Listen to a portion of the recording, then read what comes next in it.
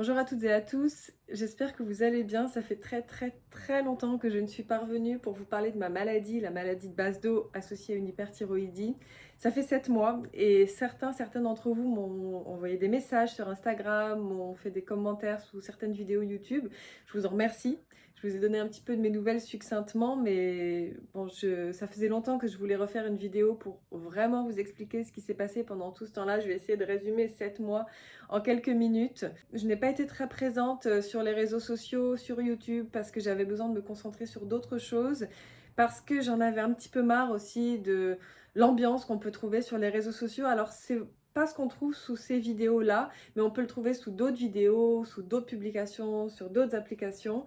Et je trouve qu'il y a beaucoup de personnes qui viennent, qui commentent, qui assènent des vérités, qui insultent, qui sont méprisants, qui déversent leur haine et leur colère. Et vraiment, j'avais pas besoin de ça. Je trouve ça assez difficile en fait d'être exposée et de devoir recevoir régulièrement du mépris, de la haine, de la colère. Et pourtant, comme vous le savez, j'ai une petite chaîne, j'ai des petits comptes sur les réseaux sociaux, mais malgré tout, c'est là.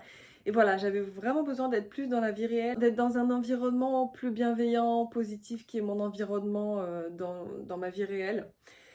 Alors, je vous explique ce qui s'est passé pendant tous ces mois-ci. Je vous avais dit la dernière fois que j'avais diminué mon traitement, que ça m'avait donné des extrasystoles, que ma TSH était descendue très vite et que mon endocrinologue m'avait expliqué que ça passerait probablement, ces problèmes d'extrasystole. Effectivement, c'est passé assez rapidement.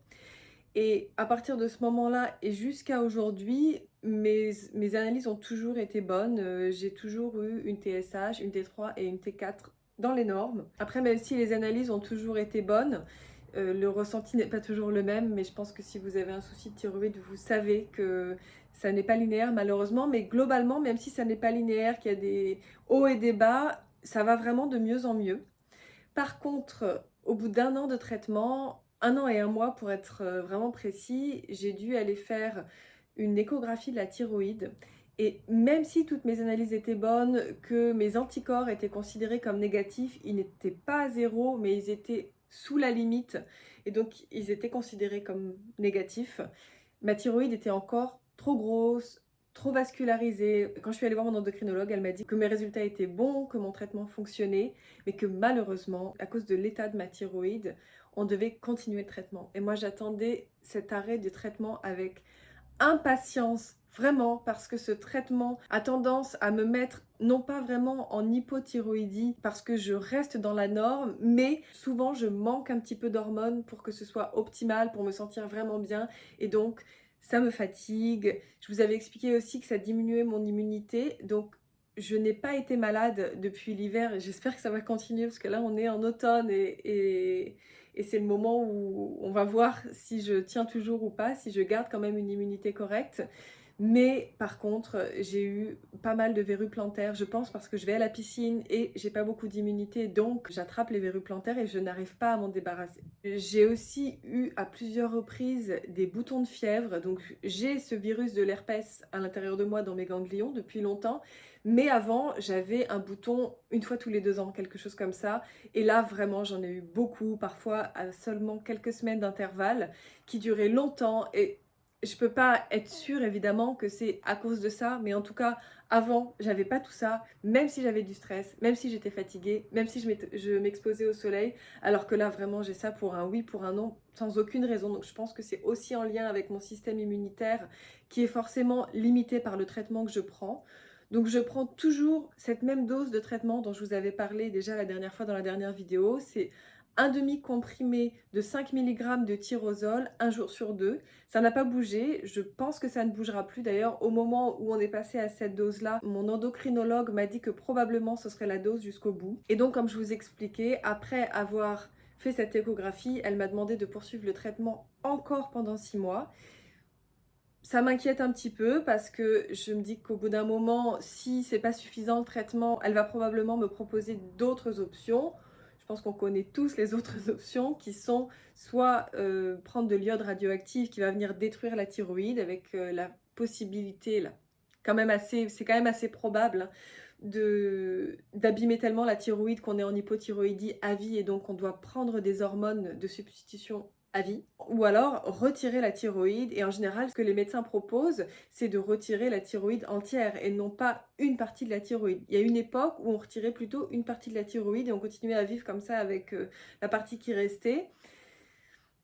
Visiblement, c'est pas ce qu'on propose en général. Je pense que si vraiment un jour je suis obligée, parce que vraiment j'ai tout essayé, je suis obligée de me faire opérer, j'essaierai de trouver quelqu'un qui accepte de me retirer qu'une partie de la thyroïde, parce que ça m'embêterait vraiment de tout retirer. On n'en est pas encore là. J'en ai parlé avec mon endocrinologue. Je lui ai dit, qu'est-ce qui se passe si dans 6 mois les résultats ne sont pas bons? Alors il faut savoir que je ne referai pas d'échographie a priori. En tout cas, c'est pas prévu comme ça.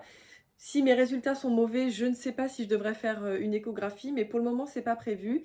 Et elle m'a dit qu'on pouvait encore prendre le traitement pendant 6 mois si c'était nécessaire et si c'était ce que je souhaitais. Et ce que je souhaite par-dessus tout, c'est surtout que mes résultats soient bons. Quand j'ai reçu cette nouvelle, honnêtement, j'étais quand même assez... Comment dire? J'étais assez blasée en fait parce que j'avais vraiment fait beaucoup d'efforts au niveau des compléments alimentaires, du repos, de l'alimentation. C'est quand même beaucoup d'argent, beaucoup d'efforts et je me suis beaucoup préservée. J'avais prévu de partir en vacances avec mon mari à l'étranger. Je me suis dit non, ça va trop me fatiguer. Je déteste prendre l'avion, donc ça va me stresser. Donc je vais attendre d'arrêter le traitement. Sincèrement, je le regrette parce que si j'avais su que finalement j'allais continuer mon traitement encore pendant super longtemps, mais j'y serais juste allée, j'aurais profité. Donc, quand j'ai appris ça, assez rapidement, je me suis dit, ok, bon, c'est comme ça, il faut que je fasse avec, je vais arrêter de me préserver à tout prix et d'avoir toujours cette idée de plus tard, ça ira mieux, plus tard, je pourrais faire ci, je pourrais faire ça, je vais vivre. Et j'ai eu cette urgence vraiment à faire des choses, à essayer de profiter dès que j'allais bien, parce que c'est toujours compliqué, sincèrement, j'ai toujours des phases de fatigue, des phases de douleur, c'est pas simple quoi, c'est pas comme si j'étais sans traitement, comme si j'étais pas malade. Je ne sais pas si je suis encore malade ou pas, parce que c'est vraiment les anticorps qui peuvent dire ça. Et les anticorps, on les fait vraiment très rarement, elle m'a demandé de les faire au bout de 6 mois de traitement, donc je ne sais pas du tout où j'en suis, j'en ai pas refait. Il faut les payer si je veux les refaire. C'est plus de 20 € il me semble. Et sincèrement, vu tout ce que je dépense en dehors et vu l'argent que je ne gagne pas, puisque je n'ai pas réussi à travailler jusque-là, à part quelques petits cours de danse ici et là, et bon, quelques vidéos, mais qui ne me rapportent pas d'argent, je me dis, bon, tant pis, j'essaie de vivre et puis en espérant que ça ira le mieux possible et que mes résultats seront bons, j'essaie de ne pas trop y penser, j'essaie de ne pas trop penser à la maladie, j'essaie de me dire que peut-être je suis guérie. Donc j'essaie quand même de vraiment prendre soin de moi. J'ai fait du yoga, ça je vous l'avais déjà dit la dernière fois, j'essaie d'en faire 2 fois par semaine. J'ai commencé à faire du qigong, j'ai réussi à redanser un petit peu, mais sincèrement, c'est compliqué. Mon cœur bat très rapidement, très vite, c'est-à-dire que au bout de 5-10 minutes, je suis déjà en train de souffler pour essayer de ralentir mon cœur, de respirer. C'est assez compliqué. Je pense que c'est aussi parce que j'ai arrêté les activités physiques pendant longtemps. J'ai été obligée de le faire puisque mon cœur battait vraiment très très vite au repos à cause de l'hyperthyroïdie. Donc j'avais juste pas le droit de faire de l'exercice. À part marcher, je ne faisais rien. Et donc forcément, il s'est déshabitué, il est plus réactif. Je pense que c'est aussi lié à cette maladie, au fait qu'il ait été malmené, qu'il ait été très sollicité, etc. Donc je refais quand même du sport. J'ai quand même refait de la danse. Je vais refaire là, la semaine prochaine, un stage qui va durer 4 heures, mais je sais très bien que je ne serai pas capable de danser les 4 heures comme tout le monde. Je vais me mettre un petit peu dans ma bulle, je vais essayer de ralentir, je vais essayer de faire des pauses quand ce sera nécessaire. C'est un peu compliqué, c'est un peu frustrant, mais il y a quand même cette satisfaction de pouvoir reprendre des activités physiques. J'ai essayé de courir aussi un petit peu, mais c'est pareil, quand je cours, ça monte très très vite, donc je cours 1 minute, je marche 1 minute, je cours 1 minute, je marche 1 minute. Il faudrait que je m'y mette régulièrement, mais en vérité, je peux pas tout faire. J'ai pas été beaucoup chez moi, j'ai passé beaucoup de temps en Bretagne, je suis partie dans le sud aussi. J'avais besoin de bouger, j'avais besoin de voir autre chose, de voir du monde, de vivre en fait, de me sentir vivante. Et donc, j'ai pas beaucoup de routine à part ce yoga et le qigong quand je suis là où j'habite. Là, je vais pouvoir mettre en place des routines parce que je suis vraiment chez moi et je vais y rester pendant plusieurs mois. Je vais commencer à travailler. J'ai décidé de prendre un mi-temps dans une institution de psychologue parce que c'est ce pourquoi j'ai fait mes études. Il faut savoir que j'ai été diplômée il y a 3 ans et que je n'ai jamais pris de poste depuis à cause de ces soucis de santé en fait. J'ai l'impression que je suis capable de le faire un petit peu, c'est un mi-temps, donc c'est 2 jours et demi par semaine. Je vous dirai si j'y arrive ou pas. Je vais essayer de reprendre quand même des vidéos régulièrement, surtout si vous êtes présents, surtout si vous les regardez, si vous m'encouragez, si vous les likez, parce que sincèrement, pour continuer sur les réseaux, sur YouTube, j'ai vraiment besoin d'un petit peu de soutien. J'ai besoin de voir que c'est utile, que les gens sont contents de voir ces vidéos, qu'ils ont envie que j'en fasse plus.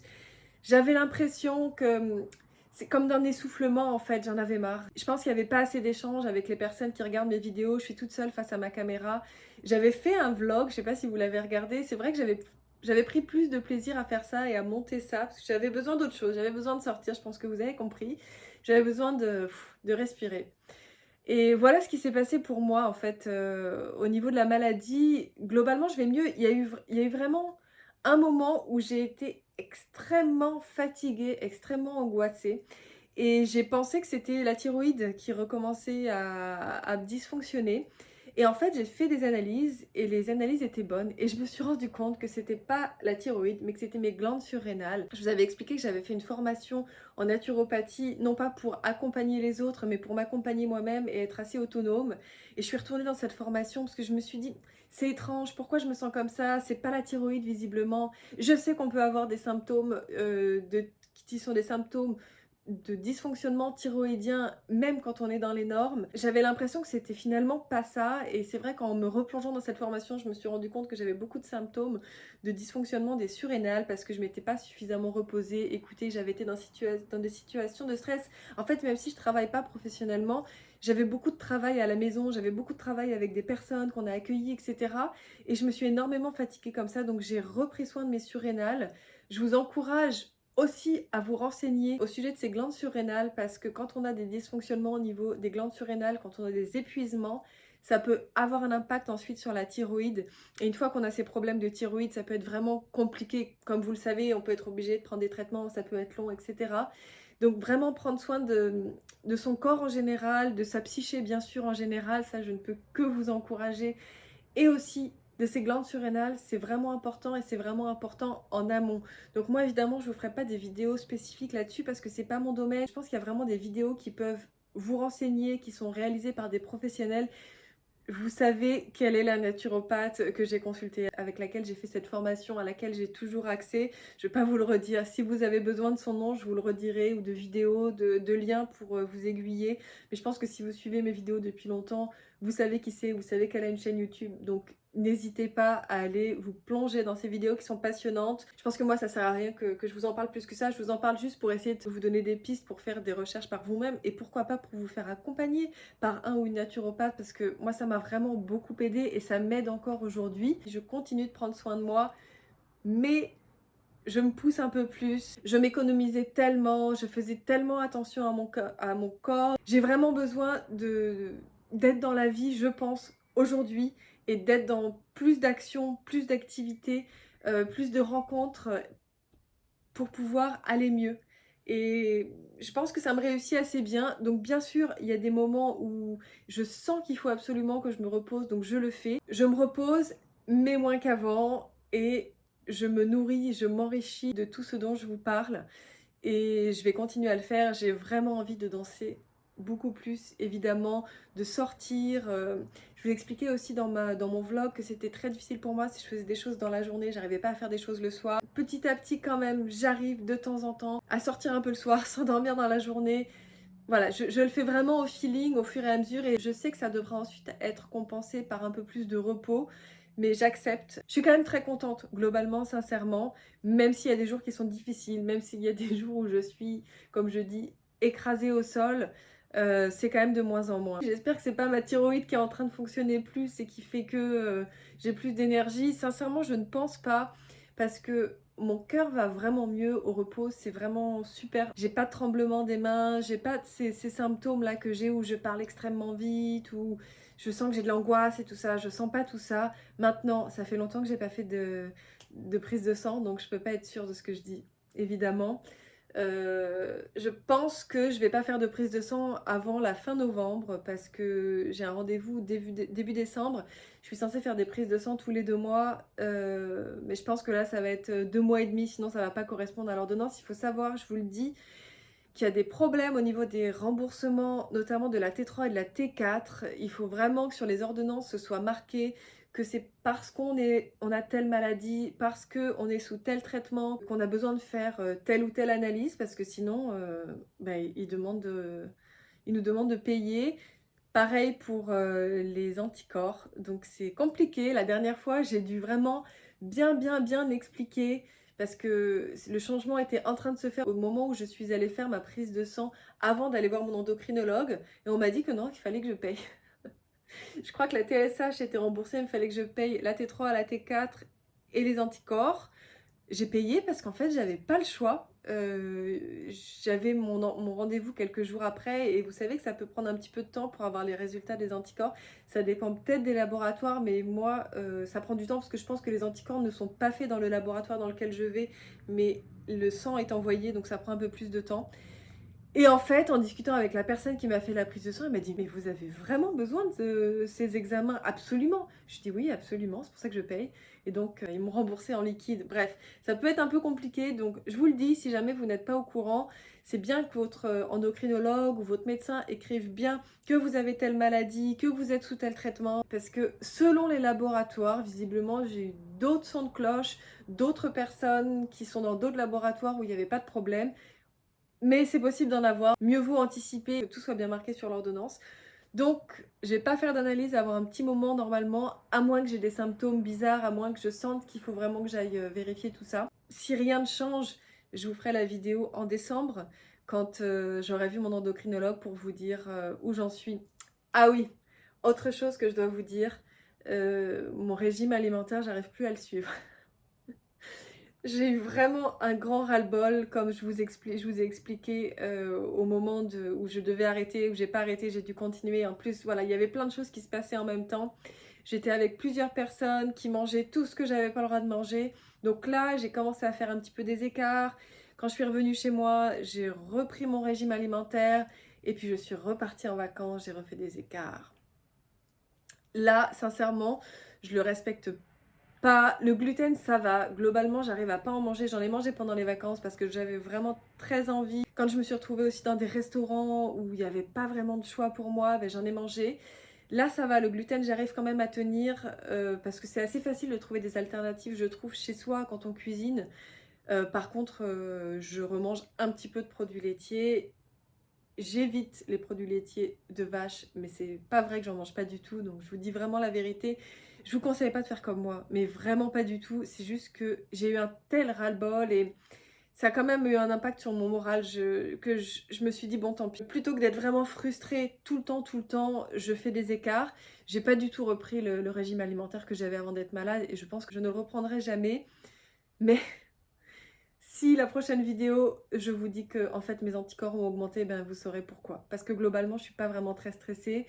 Je fais au mieux en dehors du régime alimentaire qui est pas au top du top. Et voilà, je sais pas ce qui va se passer. Je vais essayer de me remettre dans ce rythme quotidien où je vais bien cuisiner, où je vais bien manger comme il faut. Mais ces derniers temps, c'était vraiment très compliqué. Donc je pense que petit à petit, je vais essayer d'y revenir. Mais vous l'avez compris, j'ai vraiment besoin de sentir que je me fais plaisir et que je suis vivante. Et vraiment, j'ai une grosse pensée pour les personnes qui sont allergiques au gluten, pour les personnes qui sont cœliaques, qui ont des intolérances, parce que c'est pas facile. Ça n'est vraiment pas facile quand on mange à l'extérieur. Donc vraiment, j'ai pensé à vous beaucoup de fois. Chez soi, ça va. Je trouve que c'est gérable. Et les personnes qui ne peuvent pas manger de produits laitiers, parce que j'ai l'impression que c'est encore plus difficile. Sincèrement, j'ai pensé à vous. Je pense encore à vous. Courage. J'espère que vous arrivez à vous faire plaisir autrement, que vous avez trouvé au fil du temps des endroits où vous pouvez vraiment manger, plaisir social de manger avec d'autres, de manger comme les autres. Je comprends, je sais que c'est difficile et je suis de tout cœur avec vous. C'était difficile de résumer 7 mois. Évidemment, je ne vous ai pas résumé dans les détails tout ce qui s'est passé mois après mois. Mais voilà, j'avais envie de revenir vous faire coucou, de dire que je suis quand même toujours là, que je pense à vous, que je sais que c'est difficile, je ne sais pas où vous en êtes vous dans votre maladie, j'espère que vous trouvez des pistes. Tout ce dont je parle, tout ce que j'expérimente, c'est ma propre expérience. Ce qui fonctionne ou pas sur moi, ça ne concerne que moi, ça je vous le dis vraiment, hein, c'est vraiment différent d'une personne à l'autre et je le vois vraiment. Je lis des témoignages, notamment sur le groupe Facebook dont je fais partie. Vous pouvez entrer dans ce groupe Facebook aussi si vous avez envie pour poser vos questions. Il faut savoir aussi qu'il y a beaucoup de choses qu'on peut tenter et que je n'ai pas tenté, donc je vous invite vraiment à faire vos propres recherches. Mais si je pouvais vous donner un message, c'est ne perdez pas espoir. Ne vous dites pas que parce que vous êtes malade, aujourd'hui vous serez malade régulièrement toute votre vie, que vous serez obligé de retirer votre thyroïde. Ne vous dites pas que parce que vous prenez des bêta-bloquants à un moment donné, parce que vous en avez besoin, vous serez obligé de prendre des bêta-bloquants toute votre vie. Il y a beaucoup de gens qui pensent ça et ça n'est pas vrai. J'ai arrêté les bêta-bloquants. Je connais d'autres personnes qui ont arrêté, enfin je les connais pas personnellement, mais j'ai eu des témoignages de personnes qui ont aussi arrêté les bêta-bloquants. Même si ça peut être un peu difficile au moment de l'arrêt, c'est absolument possible. Moi j'ai fait des vidéos là-dessus pour essayer de vous donner des pistes, des substituts, qu'est-ce qu'on peut faire, qu'est-ce qu'on peut prendre, etc. pour essayer de le vivre, la transition et le sevrage au mieux.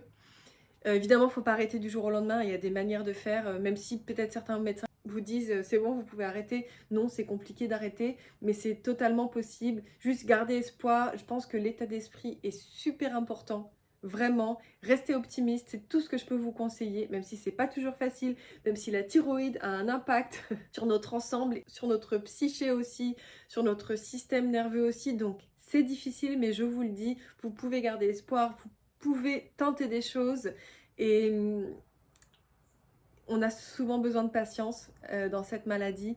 C'est un enseignement, je pense. Moi, en tout cas, je le prends comme un enseignement. Ça fait partie des nombreuses choses dans ma vie qui m'ont montré qu'il fallait vraiment que j'apprenne à être patiente. C'est vraiment pas une qualité première chez moi. Et voilà, en tout cas, je suis là. Si vous avez des questions, vous pouvez les poser dans les commentaires. Si vous avez envie de partager vos expériences aussi, n'hésitez pas à le faire. C'est vraiment intéressant. Je sais qu'il y a beaucoup de personnes qui lisent les commentaires. Ces vidéos, en général, sont quand même assez suivies, assez attendues. Peut-être pas cette fois, parce que là, j'ai vraiment fait une pause énorme. Montrez-moi que vous êtes là. N'hésitez pas à liker, partagez, vous abonner bien sûr. D'ailleurs, nous sommes plus de 1000. Je suis trop contente parce que franchement, on peut pas dire que j'ai fait beaucoup d'efforts ces derniers temps pour maintenir ma chaîne. Ça me fait trop plaisir. Merci à vous, merci d'être là. Et puis, je vous dis à bientôt. J'espère vraiment bientôt cette fois pour une prochaine vidéo. Dites-moi si vous avez des envies de vidéos dans les commentaires. N'hésitez pas si vous avez envie que je parle d'autre chose. Je vous souhaite une bonne soirée ou une bonne journée. Prenez soin de vous. Bye bye!